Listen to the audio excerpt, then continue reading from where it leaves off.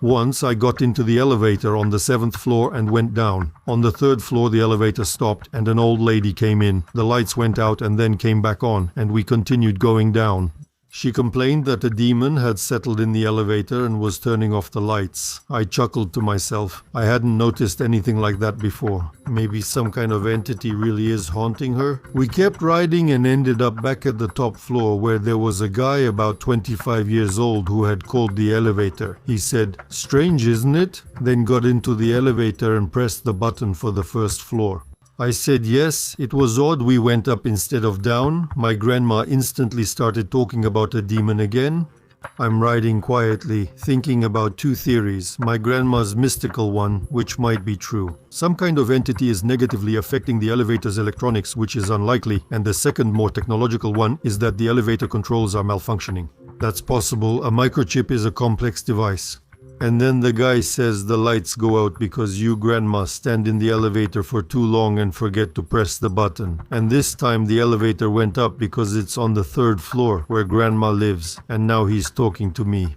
The elevator opened and you thought it was the 1st floor, so you got out of the elevator and the elevator cancelled the task to go down. Then you both got in together and waited for the elevator to go down. That's when the lights went out, and then the elevator went up because I called it, and the lights came back on. He said it in a matter-of-fact voice, as if he had just done a simple math calculation. At that moment, we reached the 1st floor, the guy left, and I was left standing on the landing, jaw dropped. In conclusion, there are 2 personality types: mystics, who focus on their own themes, and realist materialists, who seek logical explanations for everything. Based on cause and effect relationships, I realized that the guy was like a Sherlock Holmes. It's a pity I didn't get to meet him. Talking to him sometimes would have helped clear my mind of unnecessary mysticism.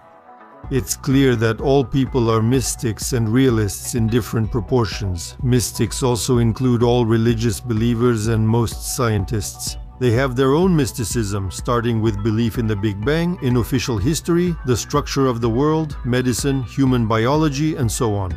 Whoever it is, they're considered a mystic if what they believe in can't be proven by facts. That's why mystics are very prone to forgery, spreading misinformation, and creating fakes in any field of activity. For example, one viewer wrote, he came back from a walk, brushed off the snow, and there were tiny golden particles on his jacket, and he attached a photo. He sent me a message saying that he witnessed how glitter is being sprinkled from airplanes using chemtrails. He was impressed by them on my channel and instantly believed in it without knowing what it was. And he is absolutely convinced that he didn't talk to anyone, didn't stop anywhere. The reason is clear to him, and everything is explained by the fact that the glitter wasn't spread evenly all over the city. Of course, he didn't check or even consider the possibility that someone just threw them out of a 2nd floor window or tossed them from behind as a joke. If we recall that mystics are tricksters, he might have just been making excuses to his wife or himself. Where did he go and where could he have gotten that glitter? And when it comes to studying larvas, they write such things that it makes your ears wilt, and sometimes the whole family writes, thinking I'm some kind of Kashpirovsky. Establishing facts has been accepted since ancient times and underpins criminal investigation, forensic medicine, and research based on honest science. This process is complex. It must be repeatable and verifiable as many times as necessary.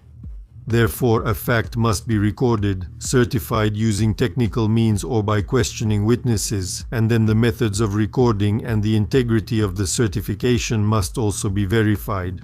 But that's for later. The process involves putting forward several, preferably mutually exclusive versions that explain these facts, and then developing and proving one of them. Hence the well-known rule, you can't call a suspect a criminal until the fact of the crime has been fully proven. For example, if a research center with access to classified information, funding and government support, guided by the principles of criminal investigation, were to study historical facts or religious postulates, then, very quickly, there would be nothing left of official history, religion, fundamental sciences, and so on.